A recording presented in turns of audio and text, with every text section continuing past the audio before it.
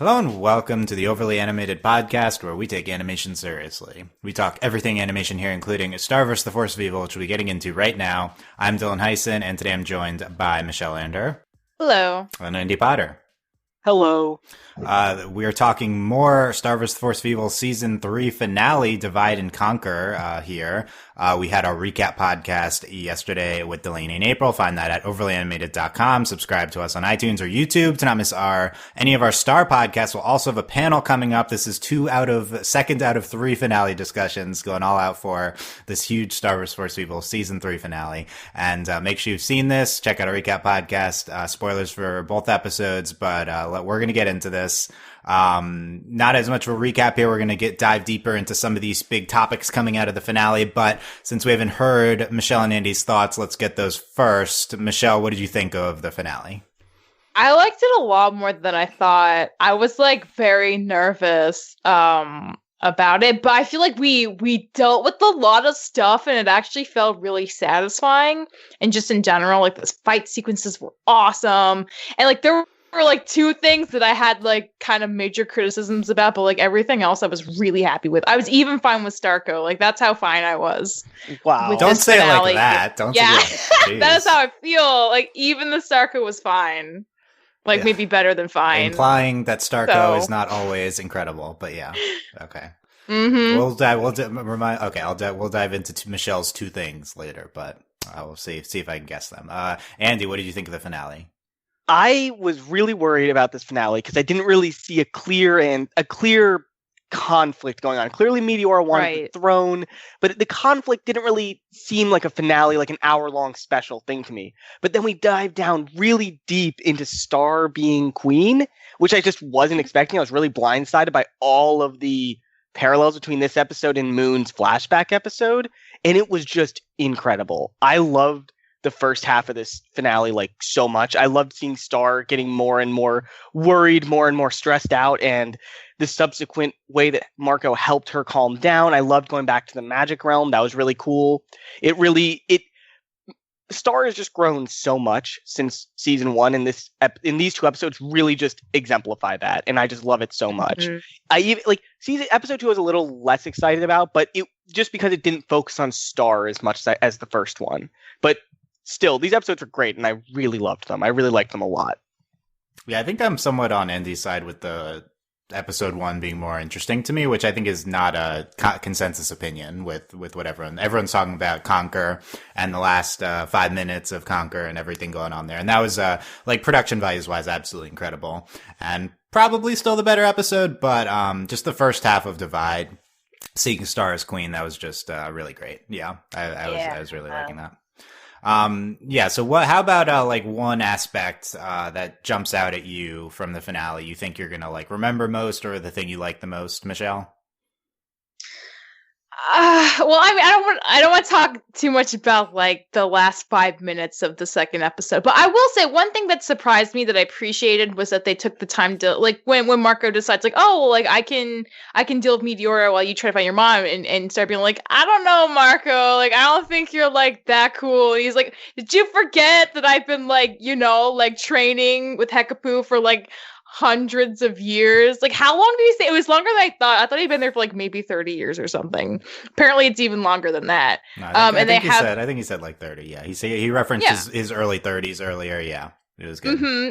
And they had the extended sequence where she was throwing everything she had at him, and he was doing great, and I was oh my god, I'm really glad they took the time to build this up so it felt more plausible. And you definitely see they've both grown, but Marco's grown a lot too, and it felt like a moment that really highlighted that, and I actually just really appreciated that. I really liked that moment as a standalone. So I mean that's not the highest thing on my list, but I'm really glad they included that. Yeah, so you like showcasing the growth of Marco, basically. Yeah. And both of them, but just that they took the time to really oh, Marco, look at all the stuff he can do now. That's awesome. He's not just the karate guy anymore. I really liked that. Not just the karate guy. He'll always be out. Yeah. I always forget about the karate guy. He's more than that. Yeah. But Andy, you already talked about Star being queen. Any another aspect that jumped out at you?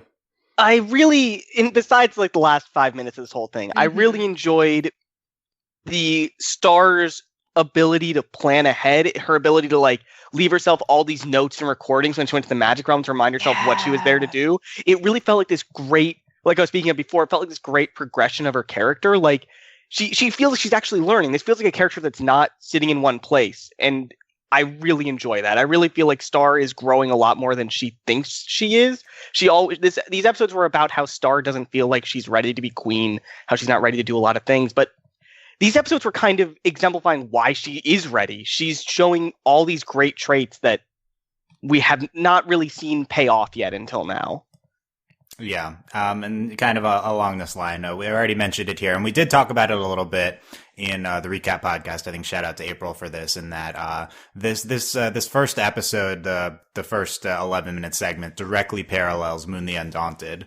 The episode from earlier this season, just in terms of general Star being thrust into being queen like Moon was in that episode, but also there's even like specific shots that are exactly the same. They both got to like and dialogue, like Star's line when she's like, "Everyone's looking to me for answers." Like her mom said the exact same thing. Yeah, I think the show does this more than we realize, and we don't always catch it. But it's entirely possible. Yeah, but I think that's really awesome parallel to do. That was a great episode, and it's I think to me, like, other than just how like incredibly animated and sound wise the end of the finale was, the thing that like stands out to me in terms of like something that they've done that they haven't done before is just how well we highlighted Star's characterization in the midst of like all this stuff happening, I think. And we've already dug into that a lot, but yeah, so focusing on her being queen, and then just the even after that, and everything else she was doing,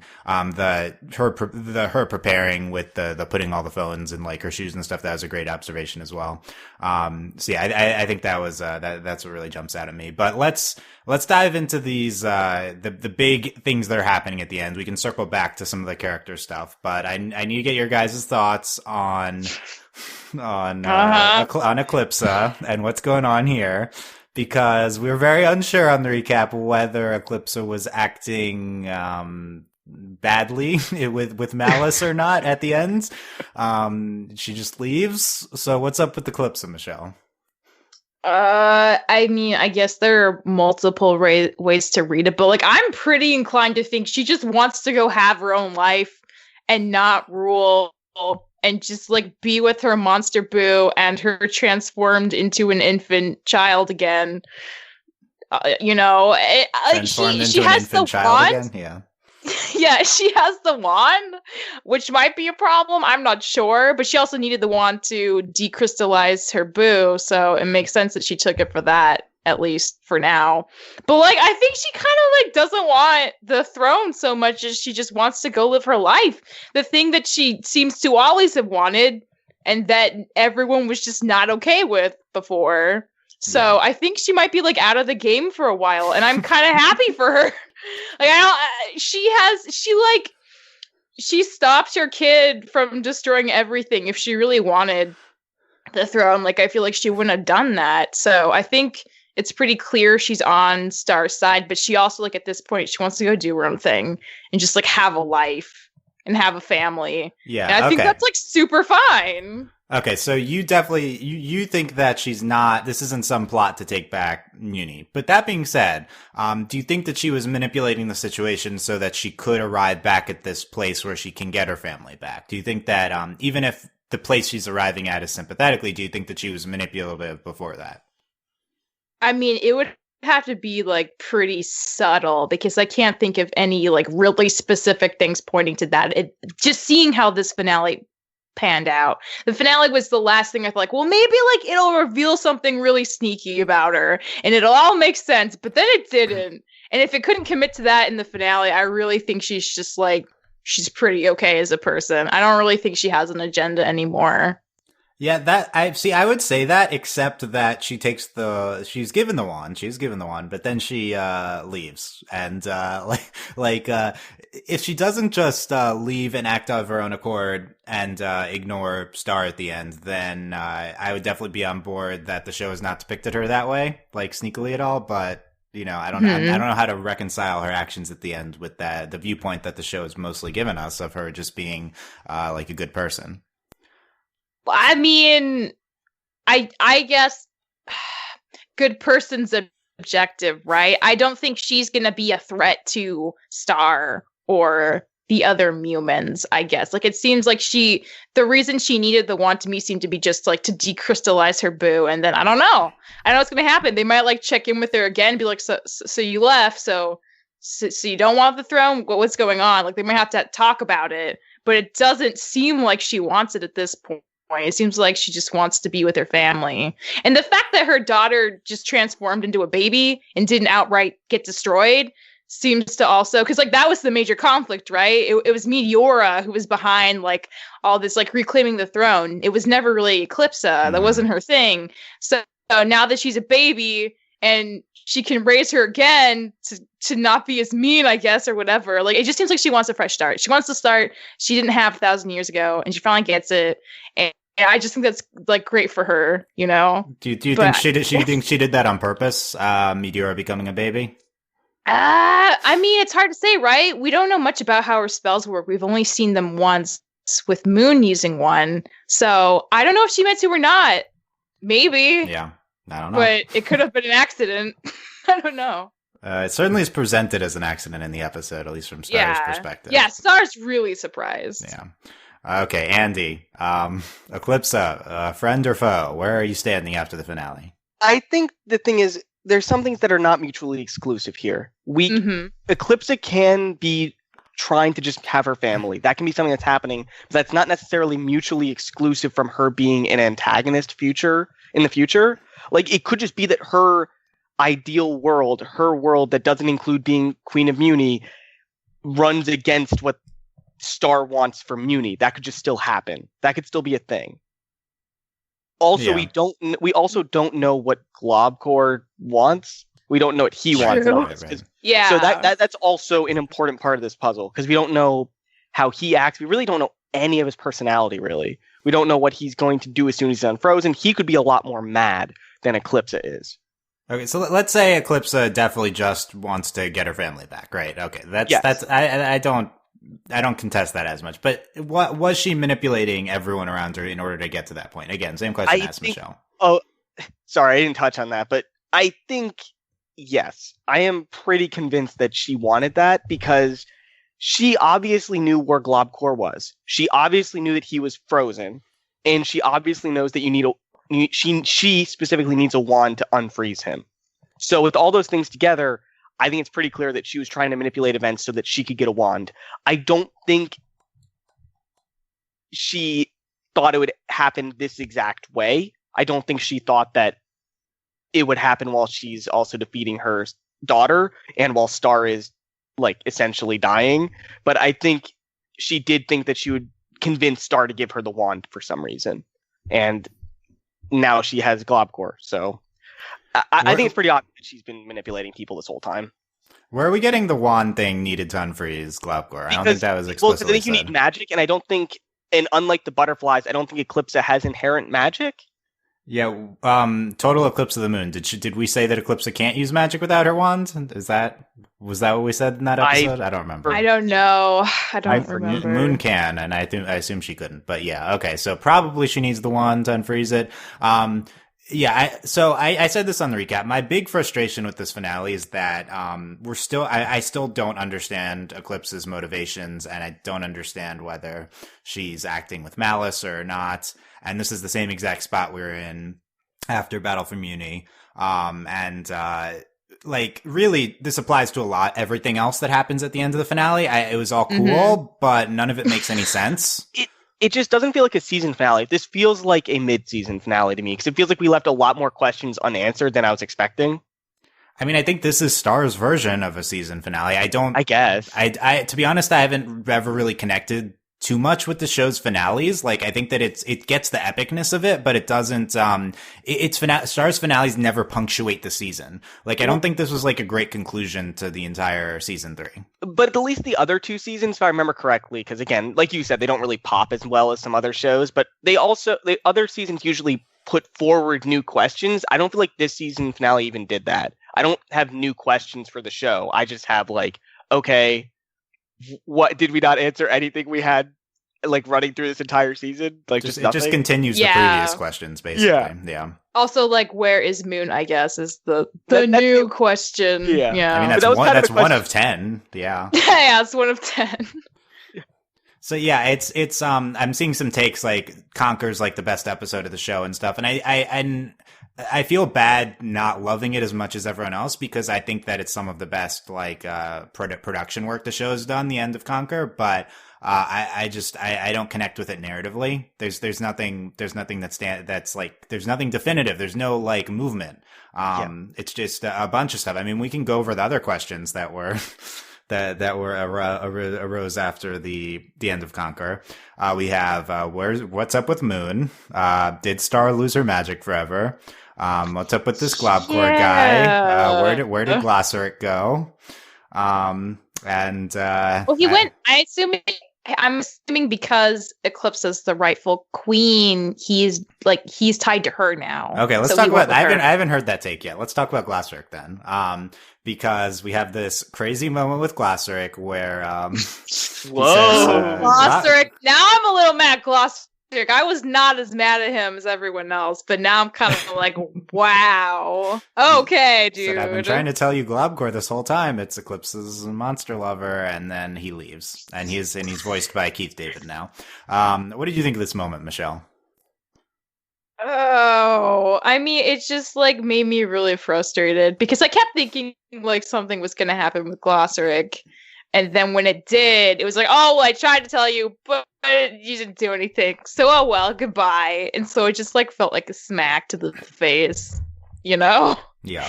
So I was miffed about it, honestly. Yeah. Yeah, Andy, what did you think?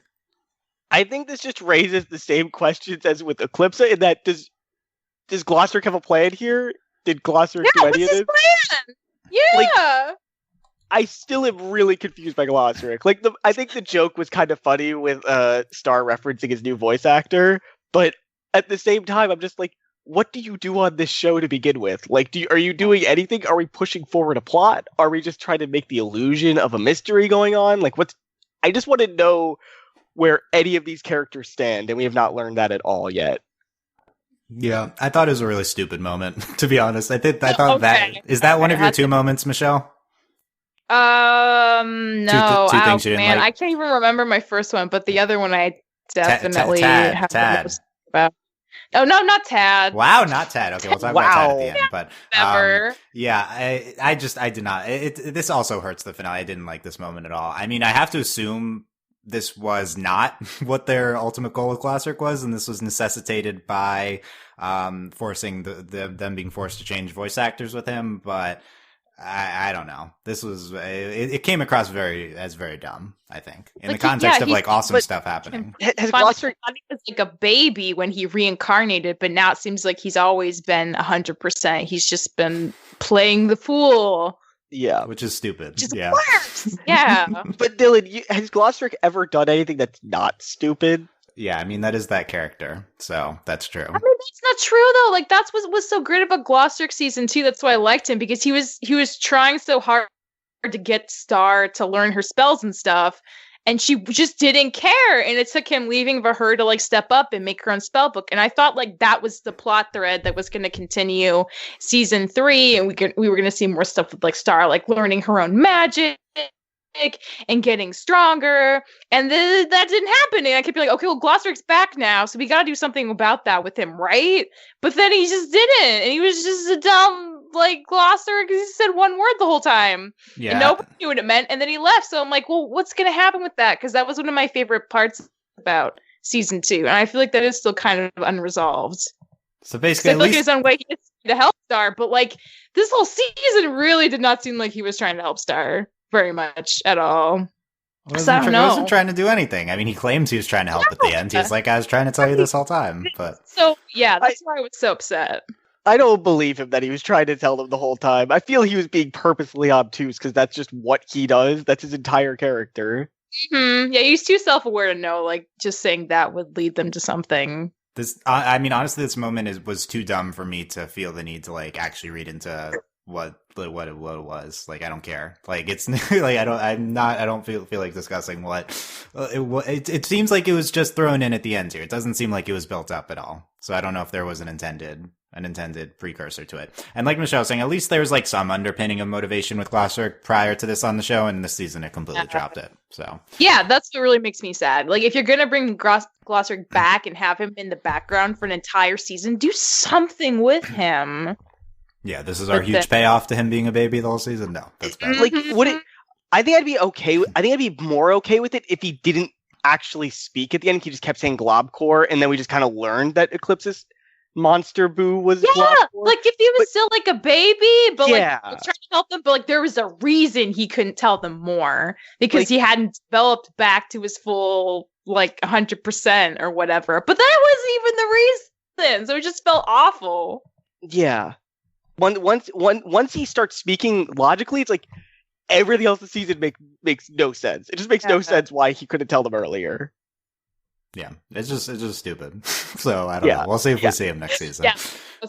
Oh yeah, but you would take, Michelle, that he's going back to Eclipsa. Yeah, he belongs to Eclipsa now because he's the ruling queen. He Mary Poppins'd away. I think it's pretty clear that he was imitating her and following her. I don't think that was clear, but I think that's a decent read. I think it was implied. How about that, Dylan? It could have been intended to be implied. I didn't have that. I definitely noticed that it was the same thing happening. Yeah. The fact that they went through the effort of changing voice actors means we'll see more of Glossaryck, so we'll get resolution too. Aren't you excited? More Glossaryck. Yeah, I'm really... Fool me once, man. I mean, I guess she has the skeptical now. Yeah, Eclipsa has the wand. That means Glossaryck goes to whoever has the wand, right? Because he's tied to the wand. Yeah. Okay. Exactly. Yeah. Why is he tied to the wand and tied to the book? I thought he was only tied to the book that he burned. Yeah, I mean that's what I thought too, but it seems like it's both like who has the book of spells, but then also who is like the next in charge of the throne. So. Okay. Yeah, I don't know. Yeah. If it's the wand, clearly he should go to Eclipsa. If it's who's the queen, then Star is the queen. So it's a little more murky because we don't really understand quite what happened in the past. Yeah. Yeah, we'll see. Okay, what about Globgor, the monster husband? Yeah, Michelle, are you excited for Globgor coming next season? Absolutely. That's the reunion of the entire show. This is that when it happens. But we don't actually know anything about him except what the High Commission thinks of him and that Eclipsa loves him. That's like the two things. So I don't know how much there's to go on. I mean, I do like Andy's thought that maybe he's the one who's going to like want revenge on the throne now and take Meteora's place as being that kind of antagonist and have it not be like maybe Eclipsa wants to stay out of it still, but he's like super mad about it and he wants revenge. So maybe they'll do something with him. Yeah, Andy, any hot Globgor takes? Nothing.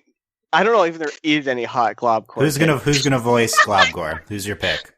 Oh, who's my pick on voice? Oh my God. Clearly, well. Oh, we were talking on the Discord. April suggested Idris Elba voices. Okay, Globgor. that's pretty good. I was like, good. All that's popping into my head is bad choices, so I'm not going to say them. Should Danny DeVito voice Globgor? Yeah, no, Dylan. It's like voice. Danny DeVito would be so amazing. No, that's not a bad choice. Take that back. That'd be no. By bad, Dylan, I meant like I was thinking like Justin Roiland. Like, nope, that's not right. That's not right at all. Justin Roiland should definitely voice Globgor. That'd be great. God. Alex Hirsch, yes. Well, I mean, he was just the Goblin guy, so I don't think we'll get Alex Hirsch for that. He could do it too. Why not? I want him to keep having an old man voice if he voices Globgor.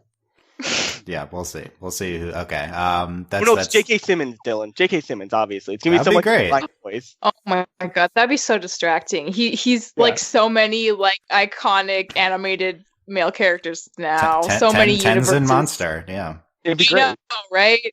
Let's do it. Okay, so we'll see what's happening with Globgor.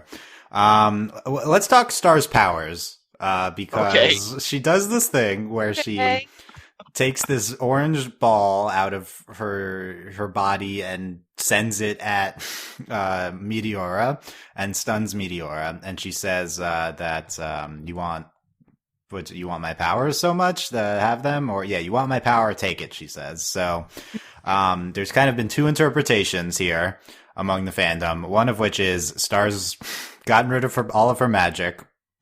Interpretation number two, starting to really get rid of her magic. She didn't really get rid of it. It was just temporary to stun her, and then she'll have her magic back after. I mean, she pulled it out of her body. It seemed like kind of a permanent thing. Yeah, I mean, I said this on the recap. Moon does a similar move in the season 2 finale, and she does not lose her powers at all.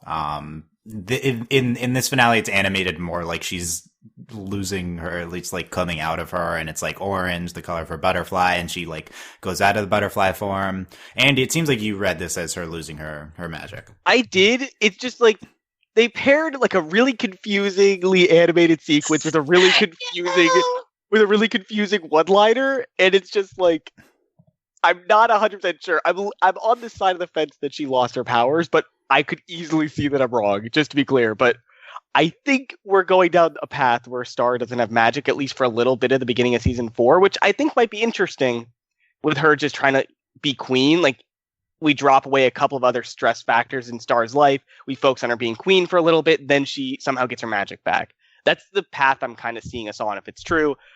Otherwise, I don't know. Yeah, I don't know. Well, let's break down what Star losing. Let's break it down. Really unclear. What does Star losing her magic mean? So, number one, she does magic with her wand. She doesn't have her wand anymore, so she has that. Exactly. That's not a problem. Number two, she has her butterfly form, where she can turn. She did this in the finale. She turned the butterfly. She can cast without her wand. Yeah, she can. Okay, so. That's like the big thing is, are we going to lose that or not? Number three, Moon can do magic without her wand. So there's probably some innate sense of magic within her, whether it's bestowed upon her by the wand or bestowed upon her by like genetics or by the royal lineage. That part isn't really relevant because she doesn't know how to use it outside of the butterfly form anyway, I think. Plus, they're not really royalty. That's the thing that kind of like, once we learned that, I got super confused about the butterfly forms because I thought like, okay, this is like an aristocracy. This is like a special thing the ruling class has. They can turn into these huge butterfly people. But is that just a thing you get if you're a human, period? That's like a huge question to me. Is that special to them or not? Okay, I have a response to all of this. They're not really royalty. Exactly. I have a thing about this. No one is actually royalty. It's all arbitrary based on who seizes power. There's no true royal lineage. The Eclipsa Meteora lineage was probably seized and not directly from anyone else. I think this is all nonsense. Like, all of royalty is arbitrary. So I don't see why her being from a peasant should affect whatever. I think also to support that, Dylan, like looking at the real world, like there's like look at the dynasties in China. There have been multiple different dynasties of multiple different families. Like when there have been multiple times in history where monarchies have been supplanted by new monarchies of different families. Like that just happens all the time. Mm-hmm. But has anyone ever looked back and like, that's not a real king? Like we look back and we're like, oh, that's just a new set of kings and queens. That's just what we do. Go ahead, sorry. In terms of relevance to magic powers, I think there's only two possibilities with her being royalty. One is it's their genetic lineage. And so given that Moon and Star can turn into the butterfly, clearly whatever lineage they're on has that.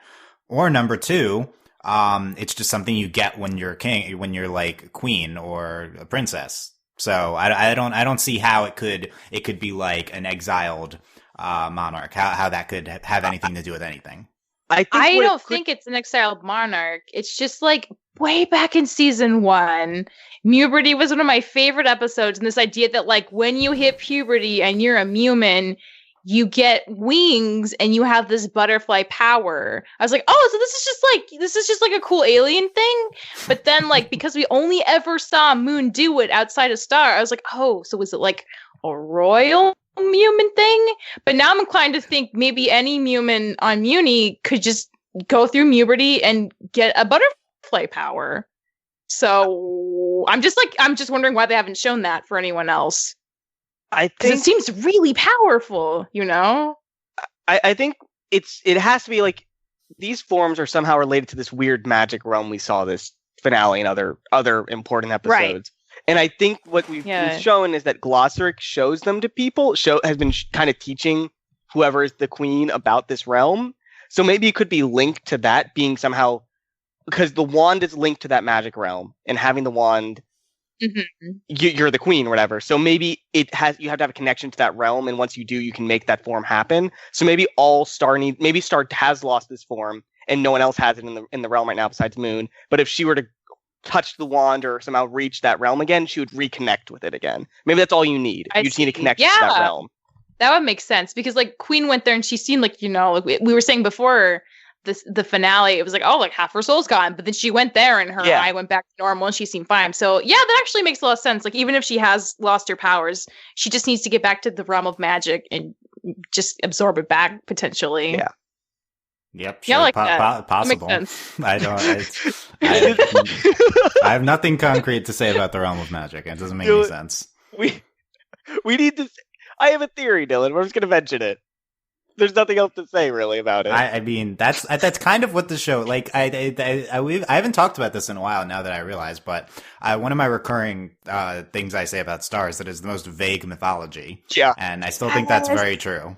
Like, none of this really has rules. So I don't like what's magic in Muni based on. We don't really know. But I'm fine with that because we got some good character stuff this time. Like, that's fine with me. Well, that's why I want the show to focus more on that, because it's the thing that's actually firm and good. Yeah. So, but then it's like, I like the realm of magic. It just has nothing behind it. Yeah. It's just very flimsy. But yeah, well, so Star losing her powers. The big question is, will she be able to access her butterfly form? I feel like she doesn't have the wand anyway, but probably I'm definitely on the side of she has lost her magic, although I have nothing to support that because it was very vague. I think it's an interesting way to take her being queen and losing her magic in the opening of season 4. It's a lot to deal with. Yeah. Yeah. I don't know.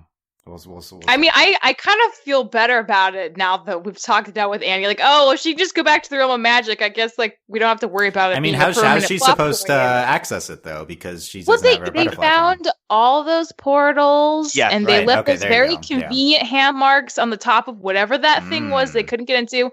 All they need to do is find one of the portals again, jump back in. They should be fine. Yeah, that was probably the purpose of the portals. Yeah, and that was probably that was definitely supposed to be a hook for season 4, and I'm exactly. Really yeah, like have any of you read The Magician's Nephew? Yeah, I love The Magician's Nephew. That's what this reminded me of completely. Yeah, that's what it reminded me of. Like this is like some intermediary world that you can jump to other dimensions from. Mm-hmm. I totally see that. Yeah. Yeah, that's also in The Magicians. I assume that's a separate thing for what you're talking about. There's also an intermediary portal world. The Magician's Nephew, Dylan, is the prequel to The Lion, the Witch, and the Wardrobe. Yes. Okay. Yeah, well, The Magicians is based off of Narnia, so yeah. Oh, it is? Maybe it is. Oh, I don't know anything about that show. I didn't even know that. Huh. Yeah. Yeah, book and show, yeah. So we're expecting Star's powers not to be there, but whatever. Then we'll see. That was an interesting thing. But whatever, we'll see. Another hot take. Let's talk about Starco. Because Michelle, we finally converted Michelle to be a Starco shipper after this finale. Oh, no, that convincing someone to ship it is not the same as like seeing it being there and being okay with it. Those are different things. I heard you just say I ship it. That was the same thing to me. You've got some kind of weird shipper like ears on then. Definitely. That's definitely true. Oh, absolutely. But what did you, as a not Starco shipper, Michelle, what did you appreciate about the two Star and Marco's interactions in the finale? I thought it was a lot stronger. Like Marco's moment was like, hey, like we're best friends. You don't have to act strong in front of me. And she lets her guard down and hugs him. It's like, I'm really freaking scared. He's like, yeah, me too. I liked that. It felt like a really genuine moment. And it reminded me more about like their early relationship after, like before things got awkward with feelings and nonsense, So I thought that was really great. And honestly, I love that they didn't just like kick Tom to the curb. Like he and Marco actually like made a pretty good tag team. And I appreciated that a lot because, Tom and Star are still together at this point. So I'm glad that don't remind me. Like talking and Tom did apologize in his own way for like being awful to Marco for, which really needed to be said, and I'm glad it was. So it just all around in terms of like character stuff, I felt really happy about like the three of those people. Like it was just good. It was solid stuff. It's stuff I've been wanting to see for a while that we hadn't, and it was really, really nice. Okay, yeah, we'll talk about Tom in a second. Andy, we saw Starco hug and staring at each other while Marco was Princess Marco. That was amazing. But I think you're skipping over the most important thing here, Dylan, in that cat in her bedroom was totally a Starco shipper. Yeah, I don't know what you're talking about. You said this before. I don't know what you're talking about. There's no there's a cat in the background when they're hugging, and it's like smiling so big as they hug. It's like the best thing ever. It's the best thing ever. Are you pro Starco with Marco as Princess Marco? Andy? Oh yeah, definitely. That's like the best thing. I thought they were like that more than normal Marco for sure too. Just in general, like it more than normal Marco, or during Starco? During Starco. Okay. Princess Marco and Star sounds a lot cooler to me. Yeah, it was great. That was a great moment at the end with the two of them, and also them fighting. I said in the recap, I never knew I needed a Starco fight. It was great. Yeah, it was great. Yeah, and then, but yeah, bringing Tom into the mix here, Michelle. You like how the show handled the relationship drama maybe more than it has in the past. It was very healthy. Absolutely, because it wasn't like a feud. And, like I thought it was hilarious that Tom kind of didn't take Marco seriously when he first was like, "Oh, I kissed Star." Like, sorry, man. He's like, "Oh, it was a joke." No, it wasn't a joke. It's like, "Oh, well, it's too late now." Yeah. But and like he promised Star that he'd look out for Marco after Marco lost his soul. And he's like, Tom's not perfect. But he did his best for Tom. You can't hold that against him. So I mean, he even like wanted to take Star into the underworld, and it makes so much sense that she did not do that because it's her kingdom and she's the one in charge. But like he was doing everything he could to like help her, and that included getting along with Marco and working with him. And I feel like Tom has come a long way just as Marco has. And it was great to see that culminate in the finale. So I'm really happy with it. I'm really happy with Tom. Yes, Andy. I just remembered something that we kind of skipped over when we started talking about Starco, is that the other thing about Starco in this finale, in these episodes, is this is the point where we stray from the Moon the Undaunted parallels. This is the moment when Star and Marco start talking in a room that we see this is what Star has that Moon didn't when she made the choice to make a deal with Eclipsa. Moon went to talk to Eclipsa, and Star went to talk to Marco, and it's really interesting seeing how they strayed once that happens, because Star found strength in that, and Moon instead made this weird deal that led us to where we are now. And I think that's just really interesting paralleling. I really like that a lot. Nice. Yeah, I mean, in Moon the Undaunted, she does have River who's supportive of her, but not to the same extent. Yeah, no, because they didn't really talk much before then. Like, clearly they're supposed to play similar roles, but Star is so much closer to Marco than Moon was to River at that time. And Marco's so much more, well, I mean, not to hate on River, but I feel like Marco like proved that like he's pretty on par with Star to the extent that they needed him to do the heavy lifting in terms of Meteora. Whereas I don't think River can really, like, he tried to interfere and he just got his soul sucked out, like within seconds probably. So I think their relationship is different than Moon and River's also. In a good way, in a stronger way, and I appreciate that. In a way in which Marco doesn't suck like River sucks, yeah. Wow. Exactly. River was very useless. Like, sucks, but like he wasn't really in this at all. Yeah, he wasn't much of a contender. So we like how Tom was used. What are we doing going forward with Starco plus Tom, Michelle? There's Tom and Star are still dating. How long is that going to last? I mean, the show's really been, taking its sweet, sweet time. So it could be another season. It could be season 5 before they actually like are an item for real. Because they didn't Star and Marco. Yeah. Yeah. So I mean, I'm sure something's gonna happen, but how soon I think is totally up for questioning. I have no indication that it's gonna happen anytime soon, based on the finale, and I'm super fine with that because I feel like they're all in a decent enough place that I'm not stressed out about anybody, and that's a nice feeling. Andy, how anxious are you going to be for Starco to start dating after the finale? I am going to be very anxious, Dylan, but as normal. As normal, but I don't think it's going to happen right away. I think we've seen the new rhythm here with the show. I think the first few episodes of season 4, like maybe the first 3 or 4 episodes, are going to be plot heavy, like Battle for Muni and this finale, and then after that, we can expect some deep dive into maybe Tom Star. But until then, until we get past those first few plot episodes, I don't think we're going to get anything like that. Yeah, I mean, I think we could have Tom and Star drama right away because we have this new dynamic with Star being queen. How's Tom going to react to that? And that could be a whole thing.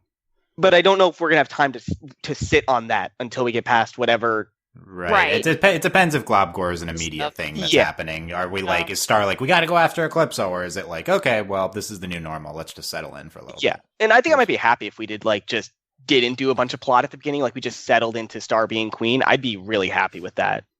Yeah. Yeah, I mean, she's still got to rebuild the castle and everything. So it's not like she doesn't have stuff to do outside of Eclipsa drama. Yeah. Disney will still bill it as a movie, though. No 8 episodes of Star being queen and no action. Check it out in the summer. Yeah. Does this mean we get a title for Star as queen? Because I need that. Star the Blank. Ooh. Yeah, we need that. The Blank. Oh my god. Yeah. What would you wait? Is it in her name song? Would that be what it's in? Does she have a title in there? I don't think she did. I think she was just like a shining star or whatever. Like it was just like some princess title. Like Star she needs the Shining could be that. Star the I don't know. I don't know what else it would be. It just has to be some really. It's probably a word we wouldn't think of because it would probably be something more serious to match Star. But I can't think of any serious words to go with Star. Yeah, we'll see. That's because her arc isn't over. We still got 6 more seasons of the show. And then once it ends, she'll finally have a title. The problem is Undaunted really fits Star really well, too. Yeah. I could see this being the season 4 premiere name, Star the Blank, or I could see it being the series finale name. So I don't know which we're going to do. Oh, yeah, it's true. Yeah, we'll see. Okay. Where's Moon? That's my next question. Freaking knows. Okay, this gets into my biggest beef with this thing. I really enjoyed the finale, but and it always comes back to that freaking realm of magic nonsense. But so Star failed. She had all these reminders, didn't work.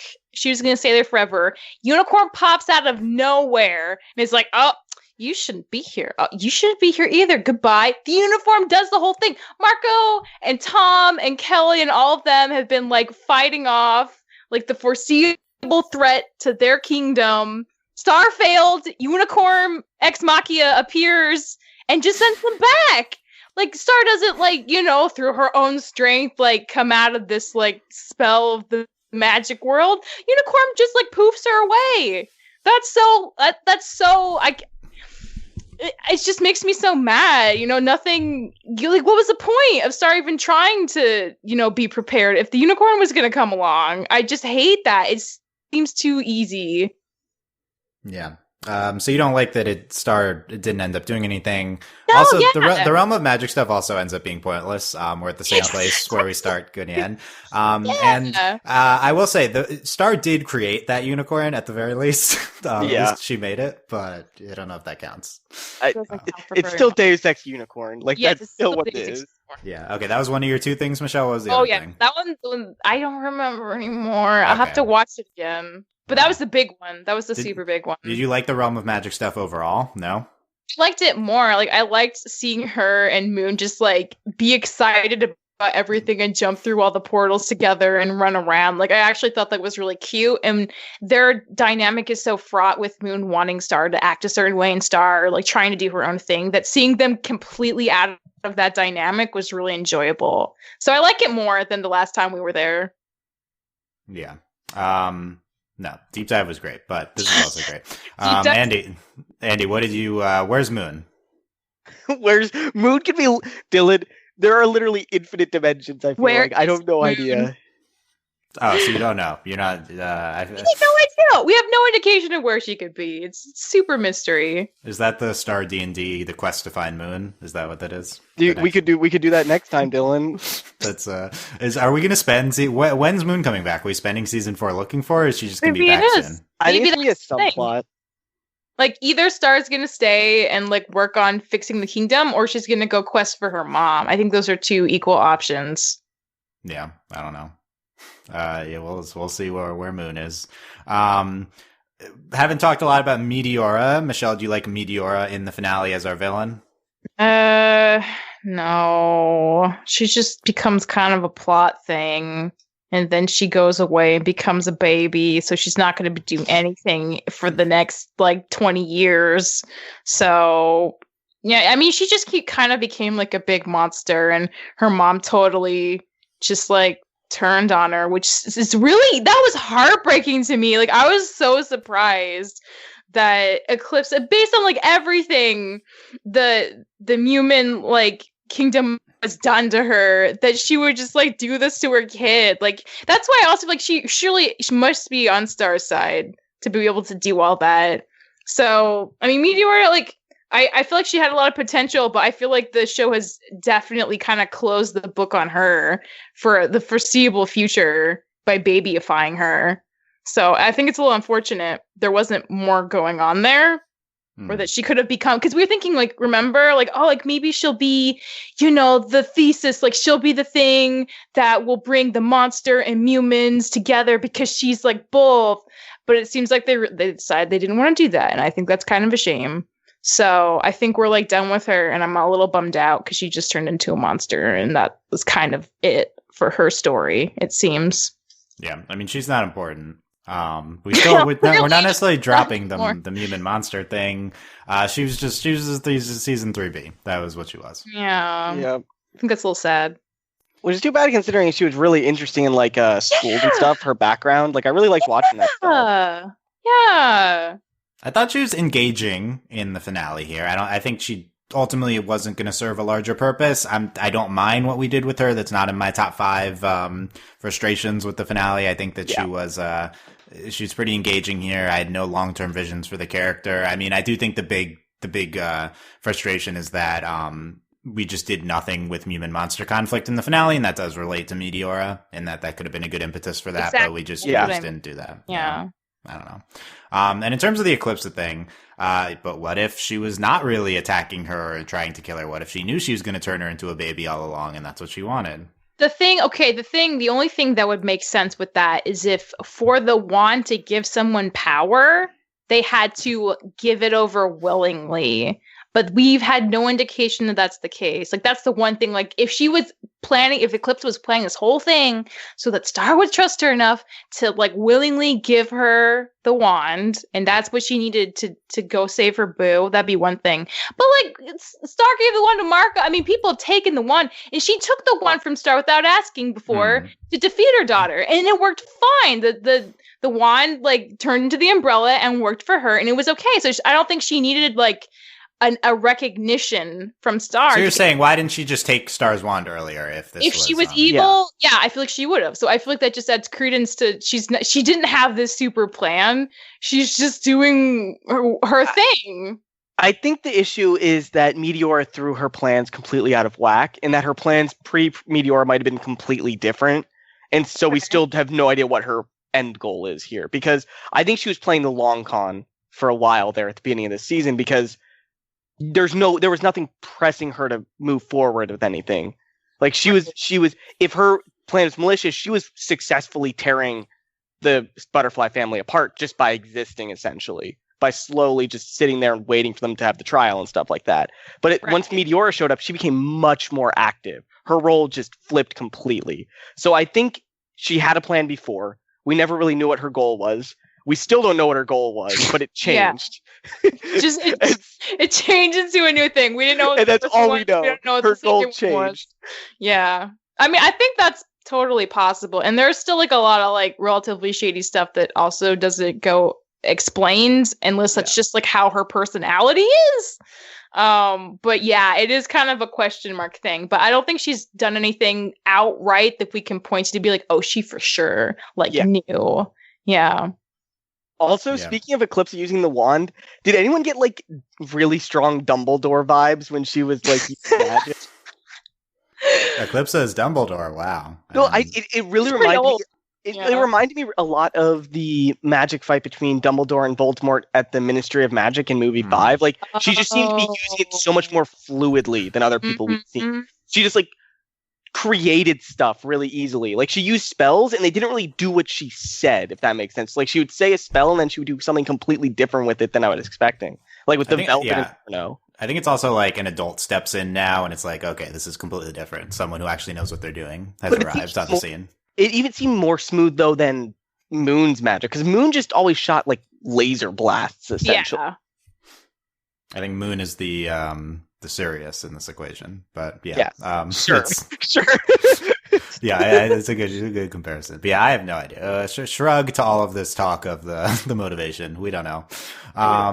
Last thing I want to talk about is Tad, as said before. Oh my god, why? Why do you want to talk about Tad? Why did this have to happen now? Did this have to happen? I know! They took a moment out of the battle to address Kelly and Tad's relationship of all the priorities. See, Kelly.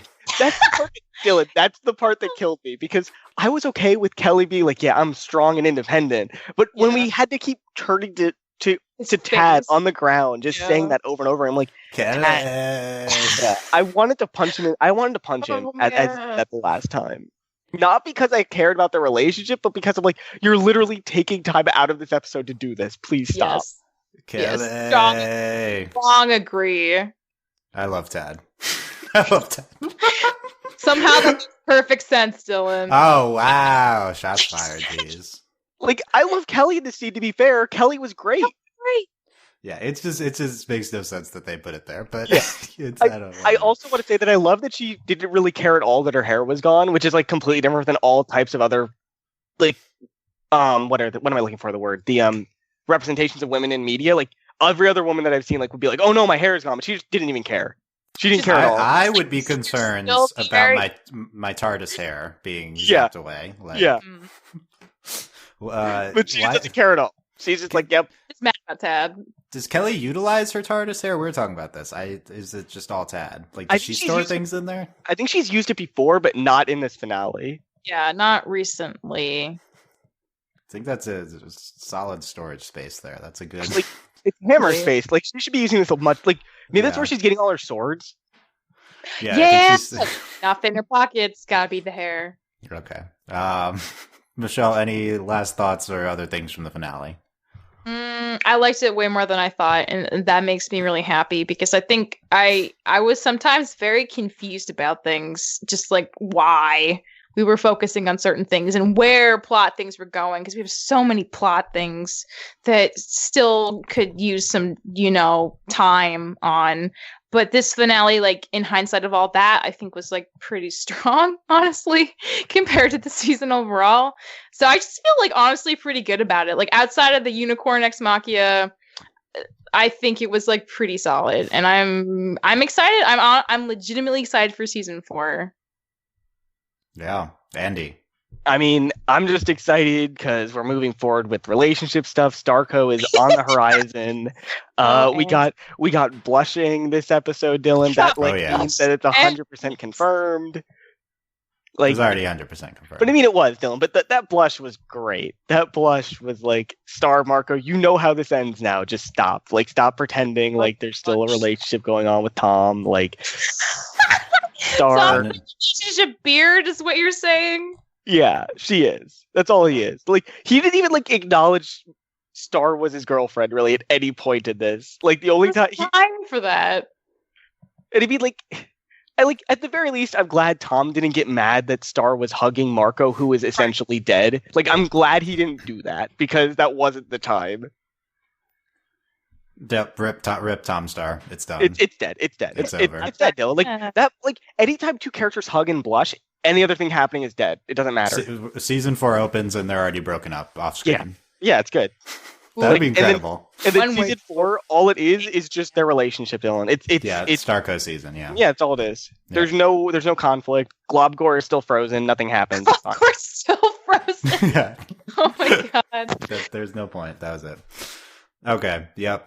Good stuff here. I don't know if we made any progress on solving our mysteries from the finale, but we tried. The show didn't either, Dylan. So what are we gonna do? The show has just thrown us more questions and not answered a ton, honestly. So yep, that's okay. Yeah. Let us know what you think of any of these questions we've thrown out there. Do you have the answers? Please tell us. We don't have the answers. We're legitimately curious if you have the answers. Yeah, tell us. And we'll continue to attempt to answer the questions kind of in the panel coming up. So make sure you're subscribed for that to not miss our Star podcast. Check out overlyanimated.com for our other podcasts coming up. We got a lot of stuff coming up this week. OKKO, potentially Craig of the Creek, Final Space, all that overlyanimated.com, and get in on the discussion at Discord, overlyanimated.com/Discord. Support us via Patreon, patreon.com/overlyanimated. Thank you very much to all of our current patrons, especially our patron of the podcast, Hope, aka Katara. And thanks as always to our patron executive producers, John, Ryan, Steve, Alex, Andy, and Hugh. Are you laughing at the Hope nickname? Yes, that's so brilliant! Oh my god! This is probably the 15th time we've said yeah, she's been around forever. That's such a good nickname. Michelle clearly always pays attention to the podcast. She's probably laughed at this name before on a different podcast. No, this is the first time for me. That's what's so funny. Yeah, you two can get a probably worse nickname, but we'll try. And that's patron executive producers John, Ryan, Steve, Alex, Andy, and Hugh. And yeah, check out our stuff going up. So the panel, three finale podcasts we're going, and then hopefully continuing the Star discussion. Yes.